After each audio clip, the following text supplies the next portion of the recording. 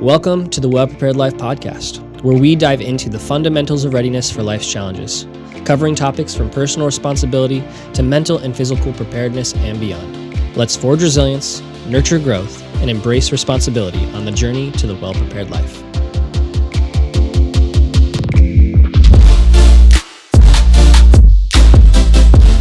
Welcome to the second episode of the Well Prepared Life podcast. We're glad that you're here to join us. Last week we left off with this question of what do you want? You said it this way: it's like, what kind of man do you want to be? Yeah. And or woman. Yeah, or woman. Yeah. What do you want? What are you willing to do to get it? And like, what do you want your life to look like? And so we left off with that, and so we want to talk about that this week some. And there's a book that is a big resource for this podcast and this episode specifically that I have been working through. I'm mostly finished with it, but the first few chapters really talk about this idea of how to get what you want. And the thing that I love, they make one quote in it this might be a quote I'm paraphrasing a little bit, but this idea of people say, like, just follow your passion. Mm-hmm. Like that's like I've been told that, just like do what you're passionate about. Right. And the thing that I've said is like, I don't know what I'm passionate about. Follow your heart. Well, what does my heart tell me? Yeah. Well, and it's like, and just the idea of like passion, like the thing that gets you passionate about something, the thing that gets you excited. Where I'm like, I can't put my finger on it. Yeah. Like, and this book gives you tools to help figure out what is that thing. That's good. Or things. Like it's not just always one thing, but what are the things that you're like, I like when I'm doing this, I'm in the zone. Yeah. Yeah. And that's both like in a bunch of areas of life. Mm-hmm. So kind of like the first thing that they talk about in this book, and the first chapter kind of deals with, is this idea of like start where you are.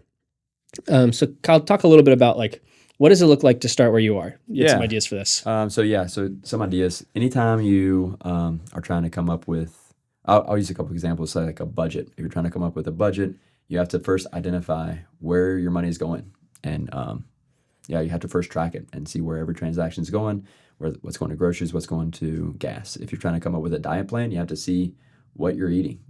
Identify the calories up front before you make any changes. This is just to get baseline information. If you're trying to secure a network, if you're trying to build a home security, you got to figure out what are the points of access, what are the doors and windows, what devices do you have on the network, what are your communications channels, just things like that. You just have to get a baseline understanding of everything before you start anything. I guess that's a good way of saying it. Yeah. Yeah. And then, so that there's like kind of two sides of this, of like, where it's like, okay, you have the thing as far as like, we're going to start another illustration of that I've heard and I've like kind of thought through is like, this is like in navigation, there's this term called like plotting an azimuth or shooting an azimuth. And if you aren't familiar with that, basically that is the process of determining which way you want to go. In order to do that and actually end up where you want to go, you need a good starting point on the map first. Right. If your starting point is off, and you shoot an azimuth towards where you think is where you're going to go, you're not going to end up at the right destination. Right. And so it's important as you plan things in your life to start from the right place and know where you're starting from, so that you can make the appropriate and correct steps to start from that place well. Okay. Yeah. I didn't say that last part well, but yeah, so that you can take the right steps as much as possible. Yeah. Because so to the point, like if you're trying to survive in a mountain somewhere, and you're thinking that the river is to the west, and you're not actually to the east of the river, you're actually to the west, you're going to spend hours trying to find this river that you're going to get lost. You're going to get further lost. So identifying where you're at, it's a good starting point. Yeah. Yeah. So they talk about this. One of the tools that they give for this is a dashboard, and it's basically this work, play, love, health dashboard. The premise of this is to look at this like a fuel gauge. And so in each one you have an empty to full. And you can do this on a 0 to 10 scale or however you want to do it. But it's basically this idea of looking at different areas of your life. So your work life, the job you're in, what things you do at that job, how you interact with people around you, like your work culture, those types of things, and evaluating, okay, on a scale of 0 to 10, how full do I feel in this area? The other categories are play. So that's like, where am I having fun? This would be, where do I get filled in how I interact with others? This could be like going out to the bar to meet friends. or Okay. go on a hike on the weekends, camping, playing video games. Like, where is their play that's actually filling play? Because I do think there's a difference between play for the sake of like binging and Right. play that's actually filling. I agree with that. Like in a sense of like we've all spent a weekend watching Netflix and then felt terrible on the other side. It's Right. not that. Yeah. That's not this. That's like not healthy play. Okay. Another area is category of love, and this is your romantic relationships, your spouse or girlfriend, and what does that look like? How good is that? What is the relationship in a good place? Is it in a bad place? If you're still dating, is it something that you need to break off or continue with? Those are real questions that you should be evaluating, and you shouldn't just assume we're together, so we're always going to be together. Now, if you're married, there's a difference there, and it's like, oh, okay, we're sticking together. What do we do at this point to get our love fuel gauge as high as possible in marriage? Could that also apply to friendships? Oh, absolutely. Okay. Okay. Yeah. So it's not just significant other romantic relationships. Yeah, I would say love is like your relationships overall. I would say that it tends to apply more specifically to your like closest relationships, Yeah. which if you're in a like a It usually is the closest. yeah, your spouse should be your closest relationship. Right. Yeah. And so, but yeah, I think it applies to multiple relationships. So your love would be relationships. Okay. And then last one is health, as far as how do you feel physically? Are you accomplishing the things that you want to do? Can you physically do the things that you want to do? Yeah. Or are you finding that you like get out of breath running up the stairs and you don't like that? Is your health what you want it to be, or is it lacking? And being able to rate yourself personally and be honest with yourself as far as on a scale of 0 to 10, where are you at? And you could even use like other standards as far as like you can look up standards and like what it looks like to be physically fit. Yeah. Like the national standard, Yeah, whatever. just look up like averages as far as yeah. how many push-ups should a physically fit person be able to do. How fast to run a mile. Yeah. I made the mistake with that one. Fun story with that, where I was trying to set a goal at my work. We had a summer like fitness goal and challenge where we needed to do these things. And we had like basically like 8 weeks over the summer to do it. And I looked up like average to intermediate running times for like mile and like 3 miles and like faster times. And I misgauged my competency in running. I was much closer to beginner than I thought I was. But I picked a challenge that was for a more intermediate spot. And so I picked the challenge of running 3 miles in 24 minutes or less. That's an 8-minute mile for 3 miles. Yeah. That is, Oh, yeah. that's tough. Yeah, I did end up hitting that goal. Hey. And I was in pain. Yeah. I did it on a treadmill, so it was controlling the speed, not me. So you had to do it. Yep, so I had to do it. I found that I actually started speeding up towards the end Oh, that's cool. Okay. because I just wanted to get over with. Oh, yeah. It's like if I go faster, it'll be done sooner. Just knock it out. Was that this? That was at the finish of the Yeah. of the challenge. So this is like the finishing the challenge, and that was like part of it of really like, okay, I need to hit this. And I was running consistently. I did not realize how hard it is to go from a 12-minute mile to an 8-minute mile for 3 miles. for 3 miles. When I'm like struggling to hit, like when I started, I was like kind of struggling, especially when it was hot out, to hit a 12-minute mile in the first place, Yeah. and then go to an 8-minute mile. Oh man. Now I'm at a spot where I could comfortably hold a 10-minute mile pace, and I'm kind of happy with that for now. I'm focusing more on like lifting and that type of workout, and like more carrying backpacks and hiking Yeah. versus fast. So Right. Okay. I'm happy with where I'm at. I'm happy with where it got me over the summer, but that's like knowing where you are makes a difference, and where to start from makes a difference. If I would have known that I was a beginner, I probably wouldn't have picked quite as an aggressive of a number. Yeah. That's good. What about mental health with that? When mental and emotional, how do you feel about that? Oh, being yeah. included? Can you Yeah, talk about that a Can you little bit. include it, or should it be subcategories? I guess this dashboard is not exhaustive. Yeah. It's not the end all be all. It's just a good indicator. Those are for easy categories to identify. Mm-hmm. So maybe you can break down physical health, mental health, love. You can say significant other, close friends, family. Like you can have different subcategories, probably, right? I think so. Yeah. break it all down. I think whatever makes sense to like include in those categories. Yeah. Each person's life is different. So if you're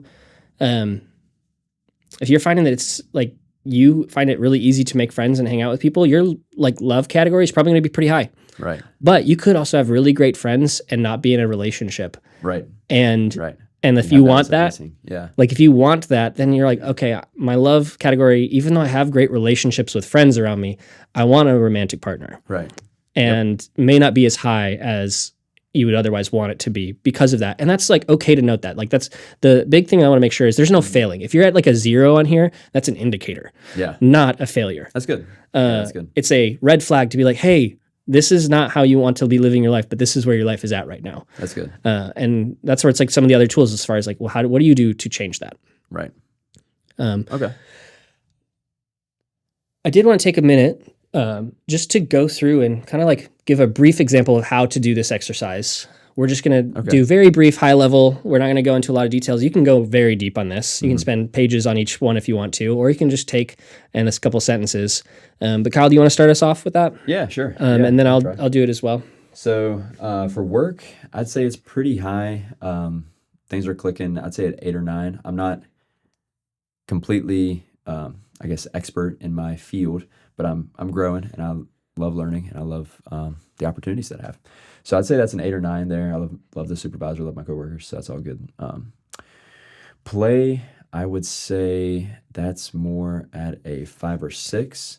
I have goals to do maybe a 7. I have goals to do more, pickleball. I have goals to play more tennis, do things like that, those hobbies, instead of just going home and watching TV. But I will say this week, my wife and I talked about having more opportunities to go for a walk after dinner. So hopefully that'll spice up the play a little bit more. Maybe add in some pickleball or something like that.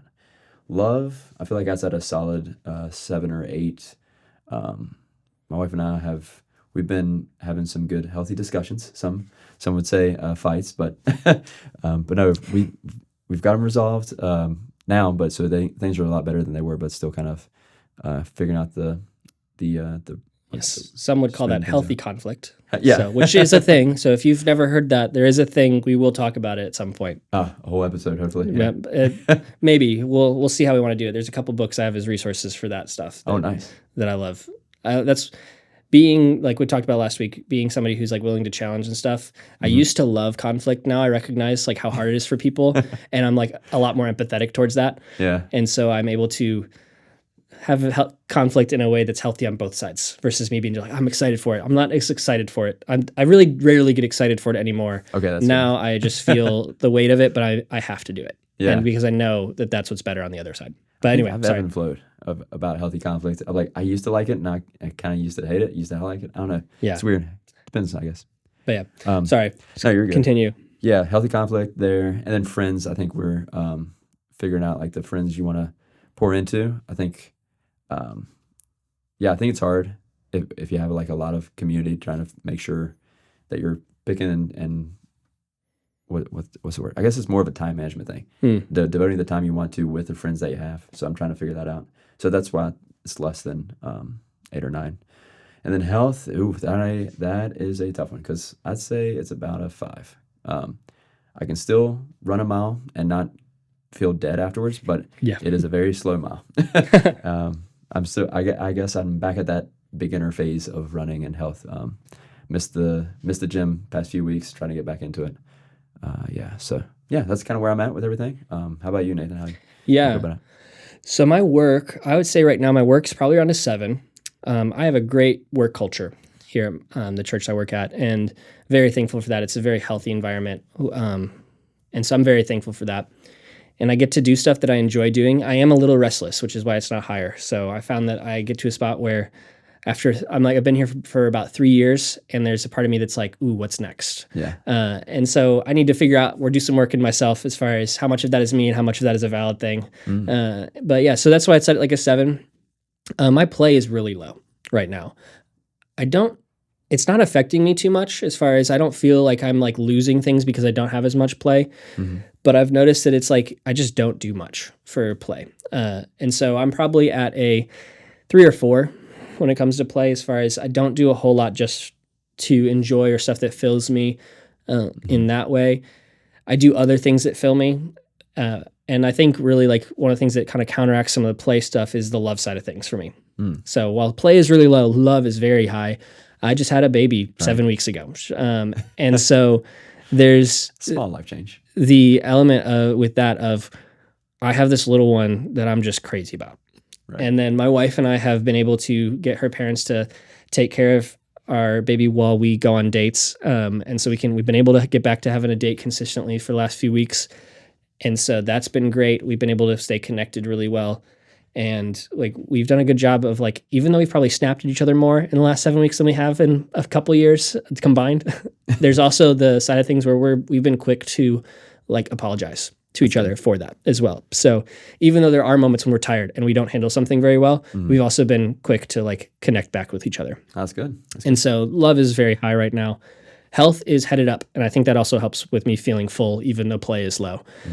Of really this area of like, I'm probably at a 7 right now, but I'm headed up. So if it's measure of like how I feel and where I want my body to be healthy wise, I'm at a 7. If it's a measure of like the things that I'm putting in, I'm probably at a 9 or 10. Okay. I am eating healthier than I have before for the last week. So give it some time. I need to be consistent. I've been working out consistently and I'm like happy with the progress that I'm making and like being able to like track that well. And so I've worked out 3 out of 4 days this week so far. I plan to work out tomorrow. And that's including like walk my dog after the workout and rucking with a backpack. So nice. So it's been a lot of activity this week and I feel good. And so I think it's something sustainable and that we can keep up. So health wise, I feel good. And if talking about like mental health, just to be honest, it's not been a huge struggle for me very much. And so probably the biggest thing is that restlessness and dealing with that as far as like, am I aware of the mental things that are going on and where my brain is thinking? And so, but yeah, so that's like a quick picture and a quick illustration as far as how you can use that tool of like a quick picture of where we are at, just to help you know us a little bit more. I just want to say, if you have one, like I want to see if you agree. If you have one pillar, one of those dashboard indicators, like completely red, 0, that's it. That's going to affect the other ones. Yeah. Like if your mental health or your physical health is off, you're going to suffer from it. You're going to have poor sleep maybe, potentially, and have poor work balance, and your relationships are going to be damaged because of it, and it's just going to spiral. It's going to add up. So, if you're perfect in 7 out of 8 categories and one of them is really weak, it may be good to pay attention to that. Oh yeah, strengthen that one up a little bit. Yeah, no, and so that's where it's like I like need to keep an eye on my play level right now. Yeah, not calling you out. That's good. And because there are some things that I know I like to do and just haven't had the opportunity. Like I like to shoot and go shooting. It's something I have. So I have like a membership at a local range that we go to, and I have a couple of friends that I go out with. And so that's something where like that's filling. It's fun for me to do target shooting, and I haven't been able to do that in a long time. And so that's a good play thing for me. And knowing that how long it's been since I've done it last, it's kind of a good indicator. It's like, I'm probably not playing well right now. And so the thing that then looks like is what do I need to change to make it so I can do that more? And there's a reality right now with a new baby. It's harder to do that. Right. And if we have seasons where it's low, that's okay. But I do need to keep an eye on that and not let it be something that just gets out of control. And I'm like, I never have time just to relax and do something that's filling for fun. Can you take a baby to a gun range? It's not why not an indoor one especially. Maybe outdoor with some ear protection could be okay. Yeah, I feel like I feel like they don't make baby. They do actually. Really? They do make baby hearing protection. They look hilarious and adorable. Just giant earmuffs. So they do make it on like giant earmuffs on a tiny head. They do make it, but yeah, no, it's not something that I will bring her along with for probably quite a while. Not advised. Yeah. So you determine where you're at, where you're starting from. Well, what do you do next? So you got to figure out what path you want to take, right? Yeah. You got to figure out where you want to go. And before you figure out where do you want to go, there's also, you have to build, this book talks about building a compass. And this book is called Designing Your Life. Let me look up real quick who it's by, because I always forget authors, but I want to tell you. So it's Designing Your Life by Bill Burnett and where is... Dave Evans. Dave Evans. Yeah, Bill Burnett and Dave Evans. And so in chapter 2 of this book, they talk about building a compass. And another way to put this, they don't use this language specifically in the book, but it's what is your worldview? And designing your worldview. Now, in this, we're not going to go into too much detail on this because this is a whole topic in and of itself. Like people have spent, like there's of teaching like classroom type video series that I've been through twice called The Truth Project that is like a whole series of like multiple classes, hour lectures for like 12-week like courses with small group discussion questions all on worldview. Oh, that's cool. So this is a massive topic. Yeah. But it's so worldview, if you haven't heard that term before, is the lens that you look at to see the world around you. Now, Okay. another way of putting that is a lens on how you interpret the world around you. Okay. Um, Okay. How do you interpret the world around? It's more than just this is a table, this is a, yeah. this is a friend. Like what do you mean by that? Like how do you interpret Yeah. the world around So interpreting the world around you as far as what is true, you? Okay. what is right, what is good, what is evil. Okay. So it's like, it's how you determine your morals. Yeah. How do you determine what is true and what is reality? Okay. If you like take like the Matrix as an example, where it's like, oh, our reality isn't even real. As far as like if Yeah. you've, It's a simulation or yeah, it's a whatever. simulation. Some people actually believe that. Never actually saw those movies. Fun fact. Oh, really? Should probably watch it. The first couple are good. The last one is terrible. The new one, Yeah. very bad. Okay. Bad. Don't even watch them. All right. I was Just one or interested two. enough to watch it, and it's probably one of the worst movies that I've watched in the last 3 years. Golly. Yeah. Okay. Dang. But yeah, so a worldview. So some like one of the things as far as like the whole Matrix idea, as far as like everything's a simulation. Okay. Some people like actually believe that. Their worldview is that we live in a simulation Wow. because there's no way to prove that we don't. Okay. And so that's like what they claim. Yeah. I don't believe that. I adhere to a biblical worldview based on the like Old and New Testament that we see in Christianity. Right. And Yeah. so that's the worldview that I hold to. Yeah. And one thing that's important about a worldview is for it to work, it has to stand up to everything that life throws at it. Okay. And through the research I've done, through the situations in my life that I've been exposed to, and through just like logic and reasoning and the element of like personally feeling God work in my life, that's the only worldview that I think does that well. Okay. Okay. There are others that maybe come close, but I think that's the only one that does it fully. And part of that is like if you look at the Christian worldview, the biblical worldview, God designed it all. Yeah. And so if God designed it all, then it makes sense to live in the worldview that he describes and right. designed. Yeah. Now, that's what we believe. I think you would say that you believe the same. I don't yeah. want to speak for you fully, but No, yeah. Word for word, I'd say it. Yeah. Agree wholeheartedly. Yeah. yeah. And so that's what we believe is true and good. And we will probably talk about that more in the future.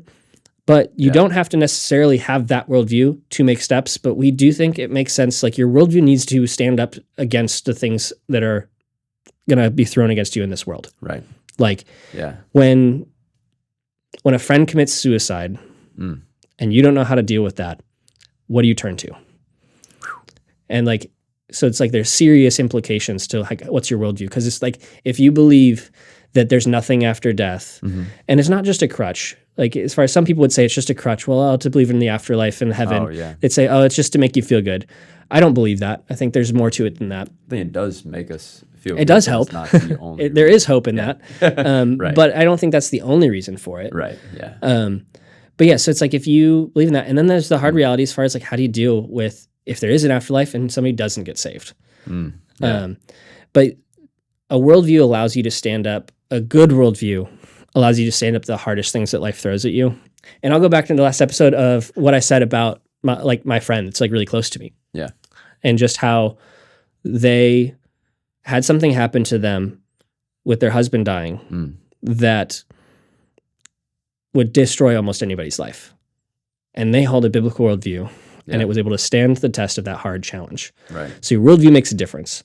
It also describes how you look at the more like we talked about, like the morality aspect of it. Yeah. Yeah. As far as what is on the table for you. It's like what is good and what is bad. Because some people who, if you think that it's like there is no moral compass and there is no moral standard, lying and cheating is a viable option. Right. And Yeah. so if that's You get what you want. so that's where it's like you need to really take into account, like, is that an option for you and why? Yeah. So that would you say that there's also like it could also feed the step one of figuring out where you're at, the worldview. Yeah, I So, think like, they if play you- together. Yeah, it's kind of like a 1A, 1B type cyclical thing. Mm-hmm. Figuring out your worldview, does that impact where you think you're at, like who you are, kind of thing? I think it helps you give a better picture of like defining those things. Yeah. Like you are where you are. Okay. Like reality is like, and I believe reality is like constant. Like as far as like this is what's happening right now. Like this is a table. It's a physical table that does not change the state of it. Right. Whether or not I believe like what I believe about it. Yeah. Like if I believe that this is something that's not a table, that doesn't change the fact that it is a table. Yeah. So on the dashboard, I'm thinking like if I think it's healthy to be able to do 10 push-ups and run and walk a mile, that worldview can kind of impact the like, well, actually that's a 10 in that worldview. But if I think it's healthy to be able to, squat 300 pounds and bench press 500 pounds, but It's the opposite. versa. Yeah. Dude, I'm like, you Squat benching 500? Yeah. Sorry. Yeah. Yeah. So if I think that's healthy, then I'm at like a 2, does that make sense? Yeah. So I guess there's a little bit of a cat and mouse with that, or chicken. Yeah. Egg. And I think it's taking it and really holding both things, not loosely, but holding both things in the picture as you like kind of evaluate and where you're at and what that looks like. Yeah. Yeah, that's good. Yeah, so that's building a compass is like, as far as what's your worldview, how do you determine, and worldview really deals with purpose. What's your purpose in life? What does it look like to do that? Yeah. Well, and to pursue something, and why do you exist? Like there are a few questions around that. And if you do even just a little bit of research on worldview, but it's like, why do we exist? What is my purpose? That's good. And things like that. How did we get here? So very light questions. Oh yeah, absolutely. Yeah. But yeah, so those are some things on worldview, and where it's like knowing what you believe and what is true, and like what is your purpose, and being able to define that helps with the next step of wayfinding. And this is like discovering your passion based on the things that you already do. Okay. And so you looked into this method a little bit. I don't think you were able to do it yet, and I haven't done it either. But they in the book they talk about journaling and this like AEIOU method, I believe. Yeah. So the AEIOU, it's an acronym. It's nice because it's all the vowels, easy to remember. Activity. So the concept is you write down an event. I think it's one good and one bad that happened in the day, and it kind of just gets you to understand more a little bit about yourself. How I understand this practice to be done. I've never done it before, but how I understand it to be done is you write down the activity, the A, the environment, E, interactions, I. So that's different interactions you have with different people, objects, things in the environment that are what's the word? Interactable. You can interact with that are things, and then the users that are the people that are interacting with. I think I could be butchering this really bad. So the good scenario and the bad scenario, and then that kind of helps you understand. If you do that consistently, you get some data to see maybe the environment. If I am working in an environment that has no windows and it's poorly lit, maybe that's something that's not very helpful, and that's a bad thing for me. If that's a consistent thing, maybe it's certain people that I'm interacting with, or certain interactions that maybe I talk too much in this interaction. Ooh, this interaction I talked too much and I didn't have a good time, or maybe I didn't talk enough and I had a bad time, or something like that. I don't know. That might be butchering it, but well, it's like you're talking about as far as tracking the things that you like and the things that you don't like in a day. Yeah. And the AEIOU tool is just a tool to help you be able to like think back and remember those things. Right. Yeah. And so like they say like complete a log of your daily activities. And like they have a worksheet that they provide in their book. Highly recommend this book. It is very good. And they say try to do it daily for at least a few like at least every few days for like a while. For a couple weeks or a couple months. What do they recommend? Do you know? They don't give a time frame. For a long time. What they do say is, actually, no, they do. So here it is. They say continue this logging for 3 weeks, and at the end of each week, write down your reflections on all the things you did. So here's one thing that you like to keep in mind with that exercise is you want to just record what's happening and give a little bit of a picture of like how you felt about it. You just want to have a good bad.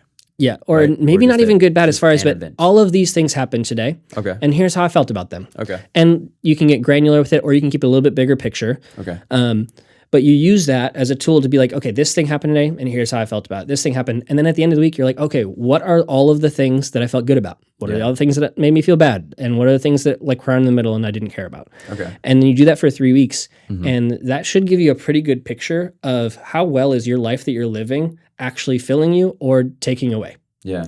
Okay. because it allows you to like actually track things. Like you talked about earlier, as far as starting knowing where you are and tracking stuff, as far Yeah. as like with like calorie counting. Right. Like you don't know how much, if you don't know how much you're eating, you don't know how much you should cut or like bulk or add. Yeah. Or just change the calories. Maybe. I don't know if that's Yeah. even a thing. Yeah. And so it's the same idea as far as like, what are you doing in a day? Yeah. Do you like how you feel? If you do, then like, cool. You want to track that to know what can I do more of to get more of this. Right. And if you're like, I really hate where I'm at right now, Yeah. then doing the same for the opposite purpose of figuring out what do you need to change. No, that's good. Yeah. So you've now figured out like, okay, getting on like figuring this like wayfinding, figuring out the things that you enjoy doing and don't enjoy doing. Mm-hmm. The next thing is like, what if you're like, I'm just feel stuck? Okay.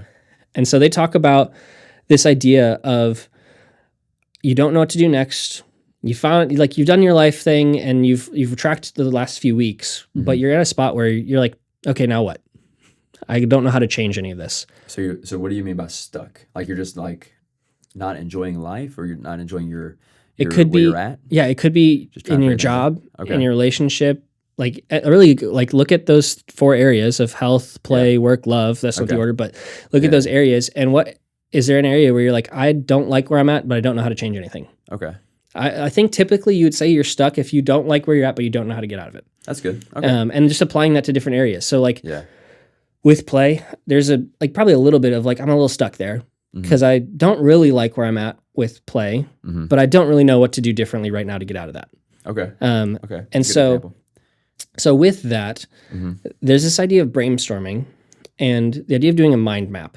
I'm not super familiar with this exercise. I've done it a couple times, but basically the basic idea of a mind map is that you take a topic. So whether it's like, say it's play, Okay.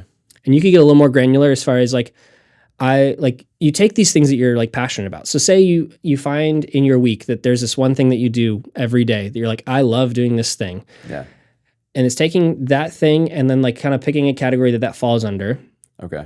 And then the best way to do this is actually with a couple people that know you really well. Mm-hmm. And you just sit down and say, okay, today's a day for brainstorming. I want to hear every single idea of how we can like do more of this thing, or what it looks like to do things like this, or things that are close to it and connected to it. And there's no bad idea. Go. Yeah. And you spend like 45 minutes to an hour Yeah. just writing down ideas. Man. And you just go. Yeah. And you have like the best way that they do is like sticky notes. You just have a bunch of sticky notes, write them down, stick it somewhere, write it down, stick it somewhere. Yeah. Okay. And you just like do that with your friend, and just any idea that comes to mind, write it down, stick it, write it down, stick it. Okay. And then after you've done that and you're like, okay, we can't come up with any more ideas. Like we're exhausted. We can't like come up with more. Then start connecting them. So things that are like each other that you see connections with, like there might be some things that like if other people were to look at, you wouldn't really see a connection with it between them. But you looking at it, you're like, oh no, those two things go together. Okay. So it's like, okay, so now we're going to stack these sticky notes that match with each other on top of each other. And we're going to build a few categories, and then we're going to label those categories with what that looks like. Okay. I'm trying to think of a good example. I can't at the Yeah, I moment, was gonna but ask you, but I don't want to put you on the spot. yeah. And Seems so, pretty but you complex. you categorize these, and then you should at the end of that have a few different categories of ways and like ideas for like, okay, these types of things all fit together, these types of things all fit together towards this thing that I am passionate about, that I enjoy doing. Okay. And then you move to kind of like the last step of prototyping, Okay. and you take that idea Yeah. and you figure out, okay, what's the next step to actually make this some type of small reality. Okay. The one thing with prototyping to be aware of too is a prototype is a prototype on purpose. It's not a final plan. Right. Whenever people make new equipment or new gear, there's always prototypes first, and those are never final production. Right. And so a prototype is meant to not be final. Yeah. It's meant to help you figure out the things that are failure points, mistakes, so that you can make it better and move forward with better prototypes and eventually have a final product. It's like the mold. If you're molding clay, it's like that big lump of mold, and you're kind of working it to get into like a vase or whatever kind of. Yeah. I don't know. That's a bad example because I don't do that. So, Yeah. I mean, there's a YouTube video I watched of this guy that took, and he's prototyping like a phone stand. And basically he takes and he 3D prints all these pieces, and he prints them with like 8 different options for different parts of it. And he takes and puts each part together with a different part. And he's like, okay, I like this one. I don't like that one. I like this one. I don't like this piece. This thing fits weird, so I'm going to change that. And he goes through and he takes all of these 8 prototypes, combining them together in different formations to then find something that he likes more. Okay. And then he goes and does it again with that one with smaller refinements, and Yeah. he'll make maybe 3 or 4 of those, and he'll do more for refinements, and then he starts being like, okay, I like where this is going. Now I'm going to start using different materials. As far as I'm going to go like get it manufactured here or there because I know that I like this look and like this how it's formatted.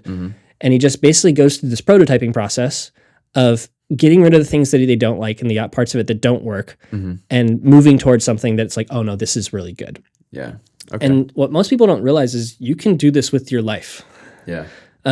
If you don't like your job, now what I do want to say up front is it's not always easy to do this with your life. So I'm not saying that it's just be like, just snap, go do something. Right. But you have the ability, if you don't like your job and you have an idea for someplace else that you work, go find somebody that you know or a friend of a friend who does what you or think you might like to do. Okay. And just interview them and learn from them about as far as what is it that they do. Yeah. And what are the things that they like about it? What are the hard parts about it? Yeah. And then if you have the opportunity to take a day or 2 off work and go shadow them for a couple days, Yeah. like you can do that and not leave your job behind Right. Right. and not give No up your risk. current source of income, Yeah. and go figure out, is this something that I'd even like doing?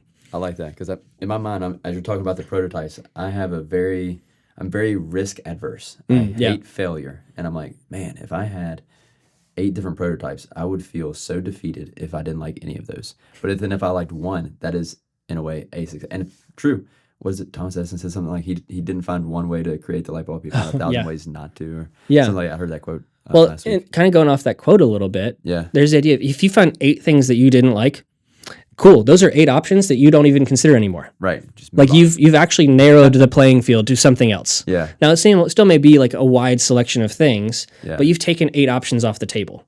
yeah, Versus before, you didn't even know that you didn't like those things. right.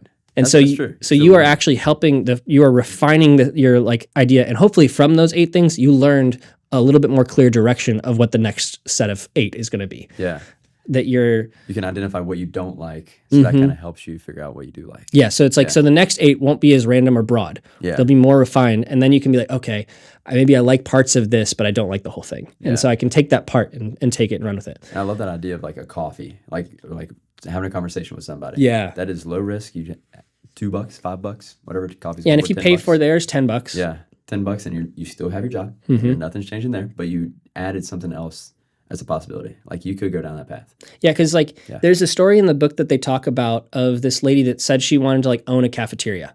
Okay. And so she jumped into owning it. Like she bought one, did it, and she burnt out in like 3 months because she didn't like realize she hated the grind of getting up at 4 a.m. to bake bread to make it ready for this cafeteria. And there's all these things when she could have, and they talk about this, she could have found like a friend and worked as like even just a bus like boy or like work at that cafeteria Yeah. part-time to figure out, oh, do I like this style of life? Yeah. Or she could have like, interviewed the person who started that cafeteria to talk to them about like, hey, what all goes into this?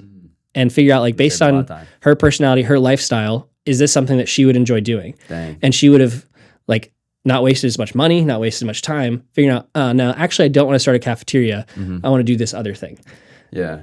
So I would say that there's something to having the baby step. Yeah. If you figure out your like the direction you think you want to go, Mhm. figure out first also the baby step too. Yeah. It's like, okay, I think that's also a challenge. It's like if I want to be, I don't know, if I want to be an architect, oh, that's really cool. I'm just going to start designing buildings. It's like, no, what's the baby step to that? Do I start like looking at buildings a different way? Do I start, watching YouTube videos on architecture? I guess. Is Yeah. that something as simple as that. Find an interview and find an architect, the friend, Interview like and interview them Yeah. and be like, hey, like I'm interested in this. Yeah. What like, and they do talk about in the book, you need to be careful not to sound like you're trying to get a job, Okay. that you are trying to learn from them. And they give some clear tools that I don't have written down here. Mm-hmm. I can check real quick to see if I took any notes on that.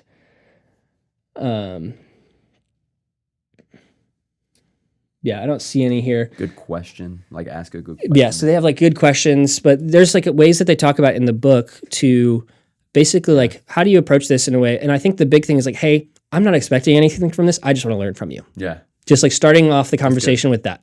Level set expectations. Yeah, where it's like, I just want to learn from you. Yeah. And so that can be super helpful in figuring out those first steps. And you just repeat that and say you don't know what that first step is, but you have this like idea as far as I want to do this thing, or I think this work style thing, or I want to get in a new relationship.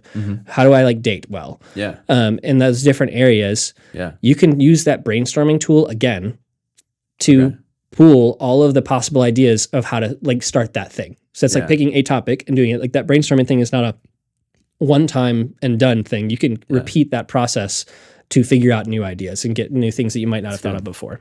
That's good because I think of career. That's just what my mind goes to. Like, what do I want to do with my life is the question. You know, what do you want to do when you grow up? I think you asked that earlier today, just talking about the episode. Yeah, we all get asked that, I think, when we're young. Yeah, what do you want to do in your life? But you can also apply that to play. What do I want to do as a hobby? Because I know some people that are just like, they don't really know what they like to do for hobbies. I also don't know what I like to do for hobbies. Like, I know I like playing pickleball. That's fun. Yeah. What else do I like to do? Well, and that kind of leads well into the last thing. Yeah. Of there's this idea, and I think this isn't as common as it used to be, but I do think it is still present of you got to pick something and stick with it. Okay. Where it's like, once you get into a job, that's your job.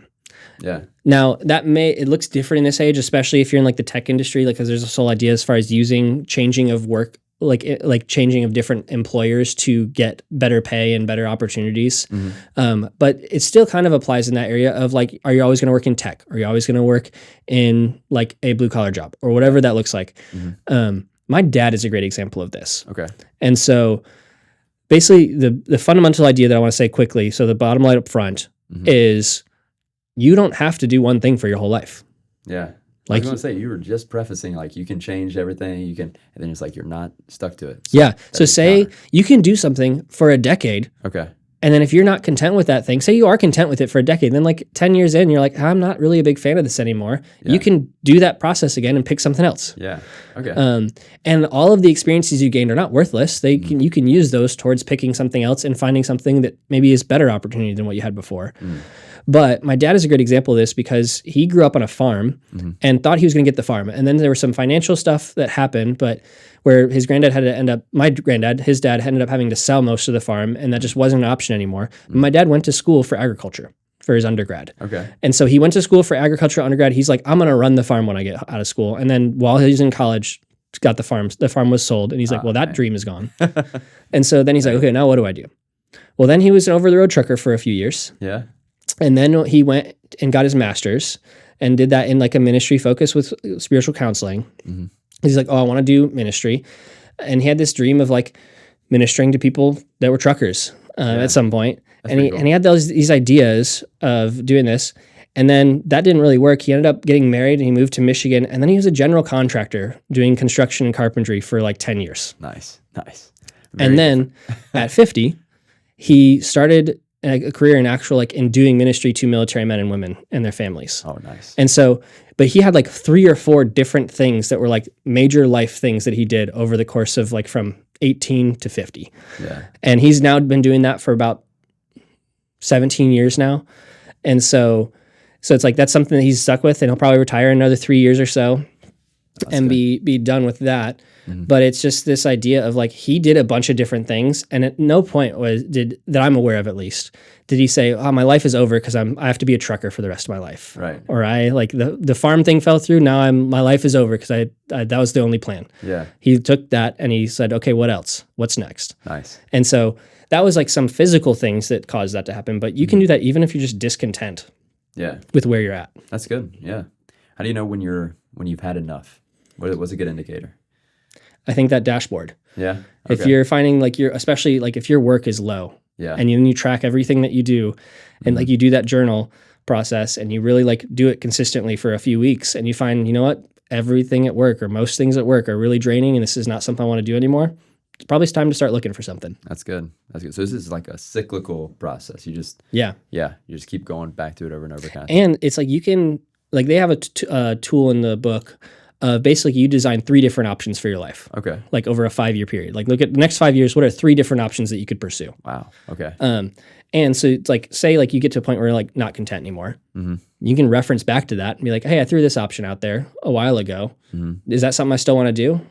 And if yes, you can be like, okay, let's pursue that. And if it's not, just do that process again. Yeah. Of like, what are 5 years from now, where do I want to be? Yeah.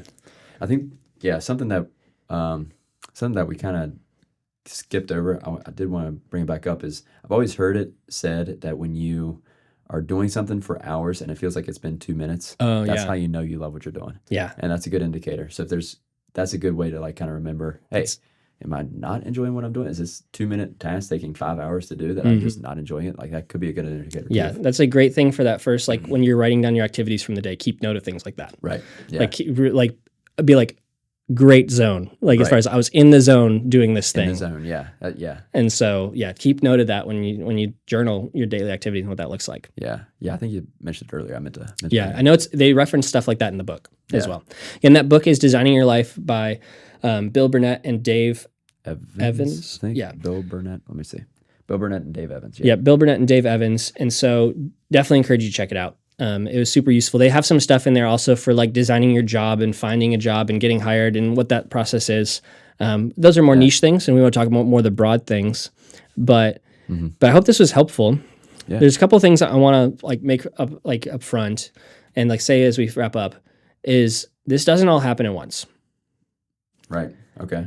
So it's a process. So it's like you have to gauge where you're at, and then you got to track your life, Yeah. and then you got to prototype, Okay. and then after prototyping, you maybe prototype some more, Yeah. and maybe you go back to the drawing board, and then you prototype some more, and then you're like, okay, now we're going to jump into something. Yeah. And so it's a process. Okay. It takes work, and it's worth it. Yeah. And so if you are not content with where you're at right now, like it's worth it to do the work. Yeah. It seems like it's a lot of work. It seems like it's a lot of soul searching, self-discovery. Yeah. But I mean, that's the well-prepared life. Yeah. Is like building resilience, taking responsibility, and like owning your life and taking ownership for what it is. Like that is what it is being willing to do that work. That's good. That's Yeah. good. Well, we're gonna wrap it up there. Thank you for joining us on this journey to the well-prepared life.